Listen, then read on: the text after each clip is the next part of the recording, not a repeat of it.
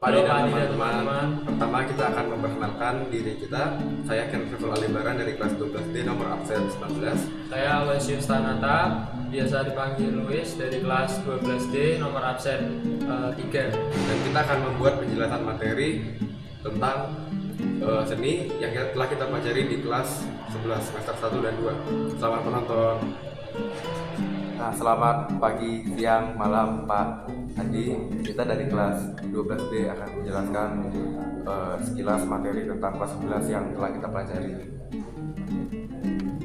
Ini adalah tugas pengganti tatap muka karena Pak Adi sedang ada tugas keluar. Jadi kami diminta untuk membuat video perkenalan dan review materi kelas 11 kemarin. Nah, pertama kita mulai di semester 1. Kita kan udah belajar dua materi utama, yaitu lingkaran warna sama ragam hias flora dan fauna. Nah, aku mau mulai dulu dari lingkaran warna.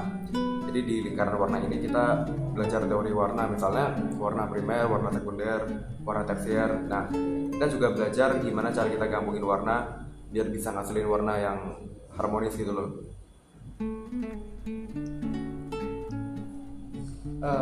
Aku setuju, meskipun terlihat sederhana, mengatur warna supaya hasilnya estetik itu ternyata cukup menantang, tapi hasilnya memuaskan.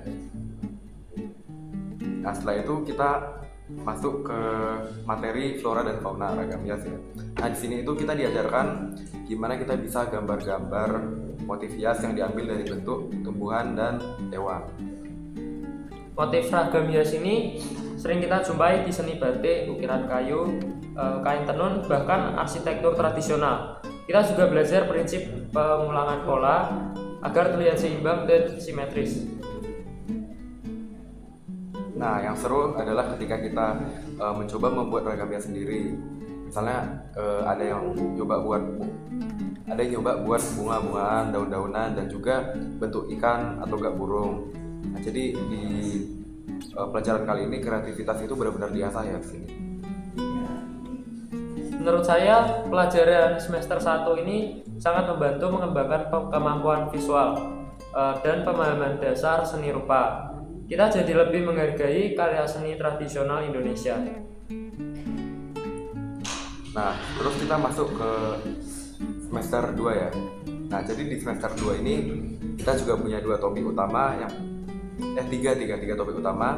Yang pertama itu apresiasi seni, unsur dan aspek seni, dan yang terakhir karya seni dari clay. Untuk apresiasi seni, kita belajar bagaimana cara melihat, menganalisis, dan menghargai sebuah karya seni. Jadi bukan sekedar melihat hasilnya saja, tapi juga proses dan makna di balik karya tersebut.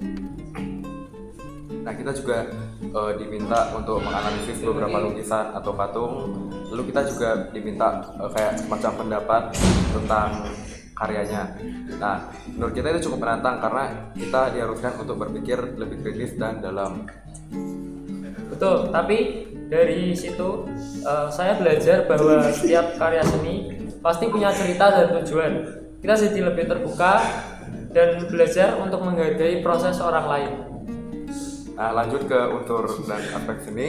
Nah, di bagian ini kita belajar bahwa seni itu punya unsur-unsur penting seperti titik, garis, bidang, warna, tekstur, dan ruang. Dan juga aspek seni seperti teknik, media yang digunakan, tema, dan ekspresi si seniman. Semua itu membentuk keseluruhan karya seni yang utuh. Nah, pelajaran ini juga membantu kita untuk mengenali struktur dari sebuah karya. Jadi waktu kita membuat atau menilai karya orang lain, kita tentu saja tahu apa saja yang diperhatikan dalam karya tersebut. Nah, materi terakhir dan yang paling menyenangkan itu adalah membuat karya dari clay atau tanah liat. Tapi di sini kita pakai clay.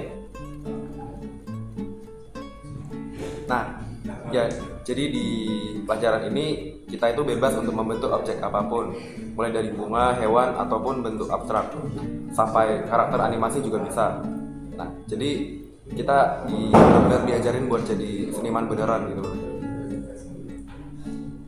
Tantangannya adalah clay itu harus dibentuk pelan-pelan dan hati-hati. Kalau ditekan terlalu keras itu bisa rusak, tapi itu justru melatih kesabaran kita dan ketelitian kita. Nah, dan karena bentuknya 3 dimensi, kita juga belajar tentang volume, keseimbangan, dan juga tekstur. Nah, saya pribadi sangat menikmati bagian ini karena hasilnya bisa kita bawa pulang dan jadi kenang-kenangan.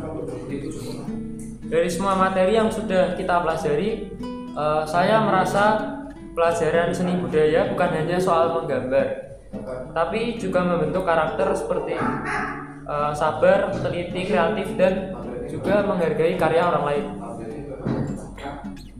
Nah, aku juga setuju banget yang dia bilang karena seni juga membuat kita lebih peka terhadap keindahan dan makna yang ada di sekitar kita.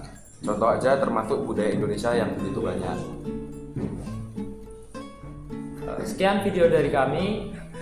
Terima kasih sudah menyimak review materi kelas 11 kemarin. Terima kasih, Pak. Terima kasih, Pak.